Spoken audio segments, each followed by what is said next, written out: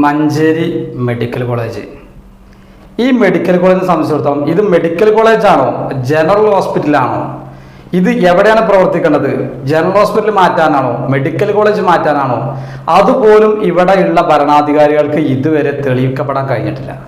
അതിൻ്റെ ഇടക്ക് ഉണ്ടായൊരു അനുഭവം ഞാൻ പറഞ്ഞ ഇന്ന് എന്നുവെച്ചാൽ ശനിയാഴ്ച ഹോസ്പിറ്റലിൽ നമ്മളെ മെഡിക്കൽ കോളേജിൽ പോകേണ്ട ഒരു ആവശ്യം വന്നു എനിക്ക്. അപ്പോൾ അവിടെ ഉണ്ട് ഫ്രണ്ടിൽ എഴുതി വെച്ചിട്ടുണ്ട്.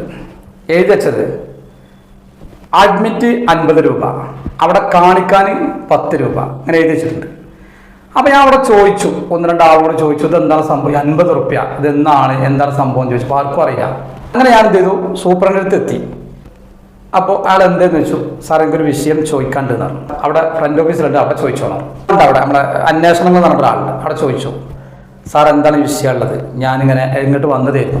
അപ്പോൾ അഡ്മിറ്റിന് 50 രൂപ ഇതുവരെ ഇല്ലായിരുന്നല്ലോ, എന്തിനാണ് ചാർജ് കൂട്ടിയിട്ടുള്ളത്? പൊതുജനം എന്ന നിലയ്ക്ക് ചോദിക്കാറ്, എന്തിനാണെന്ന് ചോദിക്കാറ്, അത് ചോദിക്കാനുള്ള അനുമതി നമുക്കുണ്ടല്ലോ. ആ നിലക്കാണ് ഞാൻ ചോദിച്ചത്. അപ്പോൾ അവിടെ ഇരിക്കുന്ന ആ സ്റ്റാഫിനോട് പറഞ്ഞു അറിയാൻ ഞാൻ ചോദിക്കട്ടെ എന്ന് പറഞ്ഞു. അങ്ങനെ ആ സ്റ്റാഫ് എന്ത് ചെയ്തു, അവിടെ നിന്ന് നീച്ചിട്ട് നേരെ സൂപ്രണ്ട് അടുത്ത് പോയി.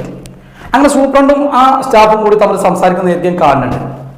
അങ്ങനെ ഞാൻ 25 മിനിറ്റ് വെയിറ്റ് ചെയ്തു ഇതിന് മറുപടി തരാൻ വേണ്ടി. അങ്ങനെ ഞാൻ എന്ത് ചെയ്തു, ഒന്നും നടക്കൂല, ഞാൻ തിരിച്ചു പോന്നു.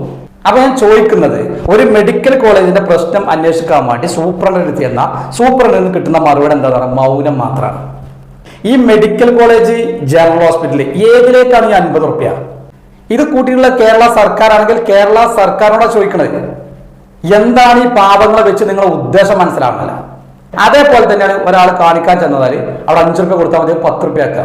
ഇത് ജനറൽ ഹോസ്പിറ്റലാണോ മെഡിക്കൽ കോളേജാണോ എന്ന് പോലും ഇവിടെയുള്ള ഭരണാധികാരികൾക്ക്, മഞ്ചേരി ഭരിക്കുന്ന ഭരണാധികാരികൾക്ക് ഇന്ന് വരെ തെളിയിക്കാൻ കഴിഞ്ഞിട്ടില്ല. നിങ്ങൾ ചോദിക്കുന്ന 50 റുപ്യ അത് ആർക്കാണ്, അത് എന്തിനാണ്, അത് നിങ്ങൾ വിശദീകരിച്ചേ പറ്റുള്ളൂ. കേരളത്തിൽ ഒരു മെഡിക്കൽ കോളേജിലും ഇങ്ങനല്ല, ഒരൊറ്റടിക്ക് 50 റുപ്യ ആക്കുക. എന്നിട്ട് ചോദിക്കാൻ ചെന്നാൽ ആർക്കും അറിയില്ല. സൂപ്രണ്ട് എടുത്ത് എന്നാൽ സൂപ്രണ്ട് എന്ത്, ഇതാണ് അവസ്ഥ ഉള്ളത്.